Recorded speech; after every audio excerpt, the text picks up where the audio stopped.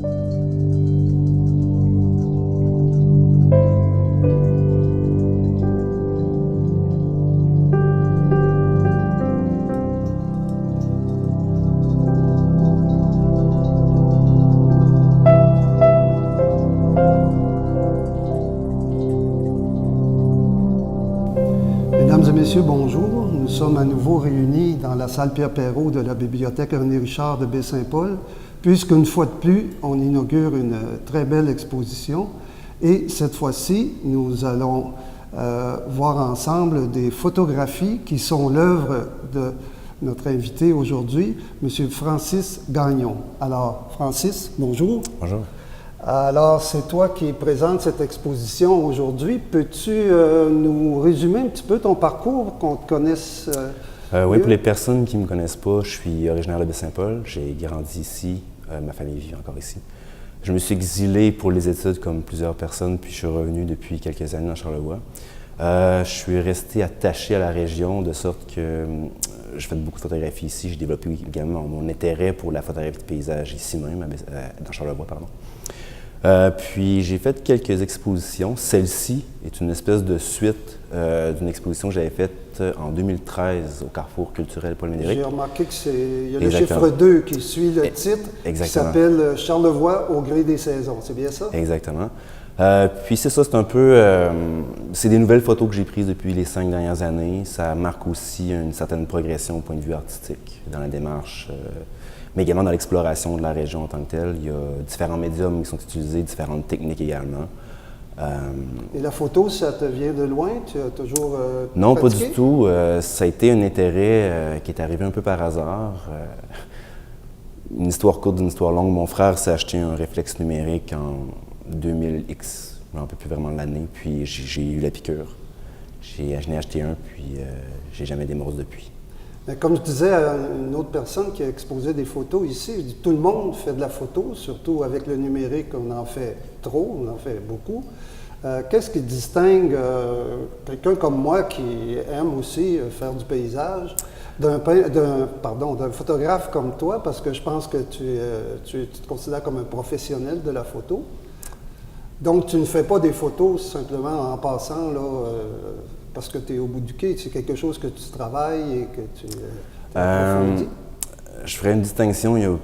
En fait, tout le monde prend des photos, pas tout le monde fait de la photo. Il y a une bonne nuance à faire à ce niveau-là. Je suis professionnel parce que j'en vis, c'est mon gagne-pain. Donc, à partir de là, ça me distingue de différentes personnes. Puis, la différence, peut-être, il y a peut-être la démarche qui se distingue beaucoup d'une personne qui va sortir comme ça au hasard. Il y a une grande planification qui est faite dans mon cas. Je retourne plusieurs fois au même endroit pour avoir les meilleures conditions lumineuses. J'ai remarqué que tu te levais tôt le matin aussi. Et je ne me couche pas la nuit. C'est un peu le paradoxe. Le photographe sérieux, il cherche l'événement. Il ne fait pas juste passer par hasard. Il planifie pour avoir les meilleures conditions, effectivement, quand on fait de la photographie. Et puis j'imagine qu'il y a, parce que j'ai vu tes photos ici, là, Normand va nous les montrer, va les filmer plus tard, mais j'ai du mal à comprendre comment certaines photos ont pu être réalisées. Alors il y a de la technique là, dans ce que tu fais. Oui, vraiment, il y a beaucoup de techniques. Puis comme je disais un peu précédemment, Au point de vue technique, il y a différentes techniques qui peuvent être employées, qui peuvent être utilisées en fait. On parle de très longues pauses qui donnent des effets laiteux à l'eau et des filets dans les nuages. Des photographies qui sont prises durant la nuit avec justement, on pousse la machine puis les objectifs Je ne savais pas qu'on pouvait capter le reflet des étoiles sur l'eau la nuit. Ça m'impressionne beaucoup. Ça se peut. Ouais. Ça se peut. Ouais. C'est vrai, il faut le savoir. Et donc, ton exposition, au gré des saisons, c'est que tu as ici 18 photos d'assez grand format, je dirais, où on retrouve les éléments de la nature, beaucoup d'effets de lumière aussi. Tu es là à l'aube, tu es là au crépuscule, je ne sais pas. Mais donc, tu voulais couvrir, si on veut, les saisons de Charlevoix. Oui, si on fait un tour, en fait, de l'exposition, il y a 18 photos qui vont se scinder grossièrement en 3 moments, qui vont être d'une part l'hiver, ensuite il y a le printemps-été qui est ensemble, puisque disons que c'est une grande saison, une grande transition. Puis il y a l'automne qui est très particulier, qui est relativement éphémère, mais où est-ce qu'on a des couleurs super fortes. Donc j'ai 6 photos de chaque moment. L'exposition couvre en fait, le territoire charlevoisien, que ce soit d'est en ouest, mais également du sud au nord. On va avoir des scènes côtières, des scènes qui vont être prises en montagne. On va avoir également des scènes qui vont être prises dans les alentours de Baie-Saint-Paul, comme Petit-Rivière-Saint-François. On va se diriger ensuite vers l'est, comme Port-au-Percy ou encore Saint-Septime. Charlevoix est un grand territoire, c'est un beau terrain de jeu. C'est un beau terrain de jeu qui est extrêmement diversifié aussi, puis c'est ça que je voulais montrer dans les photographies. C'est-à-dire, oui, il y a des photographies qui sont prises durant le crépuscule avec les couleurs vraiment saturées du coucher du lever de soleil, mais il y en a d'autres qui sont prises en plein jour ou durant la nuit, puis je voulais justement donner une espèce de, comment je pourrais dire, une variation dans les photographies qui allaient être montrées pour montrer un petit peu la grande diversité du territoire, la grande diversité des saisons qu'on a ici dans Charlevoix. Est-ce que l'hiver, ça pose des problèmes particuliers? Non, pas du tout. C'est juste des fois la motivation. Il y a plusieurs photographies qui sont en arrière de moi, justement, qui ont été prises à des températures de moins 30, moins 35, puis je parle pas aussi du facteur vent ou encore de l'humidité. Des températures qui peuvent être, comment je pourrais dire, poser un défi en certaines mesures de point de vue physique. Là. Oui, pour le matériel, pour le point de vue du matériel, c'est pas vraiment problématique, c'est vraiment plus physique parce que quand on se lève, mettons, à 5 heures du matin, qu'on se tape une heure de randonnée, qu'on est un peu. On est réchauffé, on arrive sur place, on doit attendre genre, 30 minutes au froid, trouver le bon angle. Il y a des moments où est-ce qu'il fait tellement froid qu'on ne pense plus vraiment, on a la difficulté à penser, à bien cadrer, puis. J'ai bien aimé les cartels parce que ça nous met dans un contexte, explique un peu comment tu en es venu à prendre telle ou telle photo.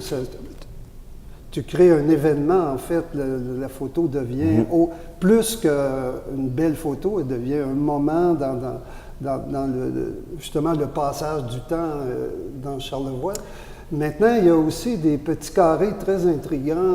Est-ce que tu peux expliquer, il est question d'une technologie QR?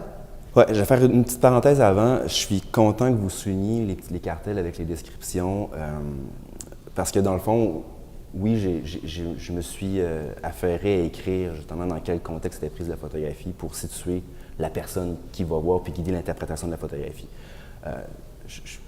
L'expression d'une photo vaut 1000 mots, j'y crois plus ou moins, c'est pour ça que j'ai ajouté des mots à ça.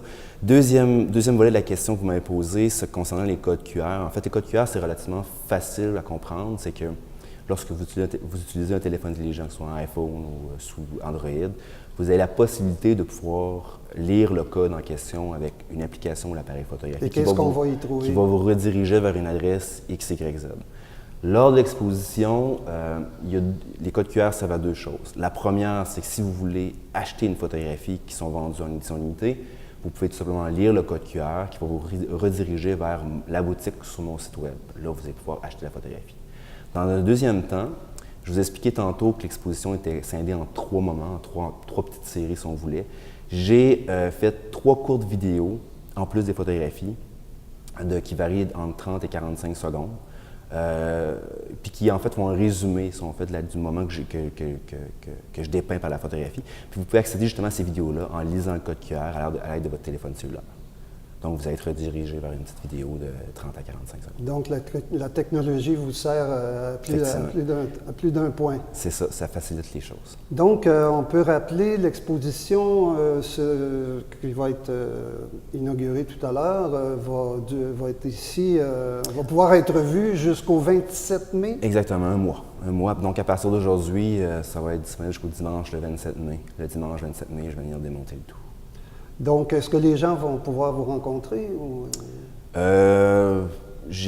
Pour être honnête avec vous, je n'ai pas de moment prévu. Là. Par contre, je vais sûrement venir ici de temps à autre. OK. Est-ce que des projets pour l'avenir, est-ce qu'il y a des choses qu'on peut entrevoir? Je vous avouerai franchement que mon été va être extrêmement chargé. Plusieurs voyages, plusieurs ateliers, formations, événements. Donc, ça va aller plus à l'automne prochain. Bien, alors Francis Gagnon, je vous remercie. C'est une très belle exposition et j'invite tout le monde à venir la voir à la bibliothèque de Baie-Saint-Paul. Merci beaucoup.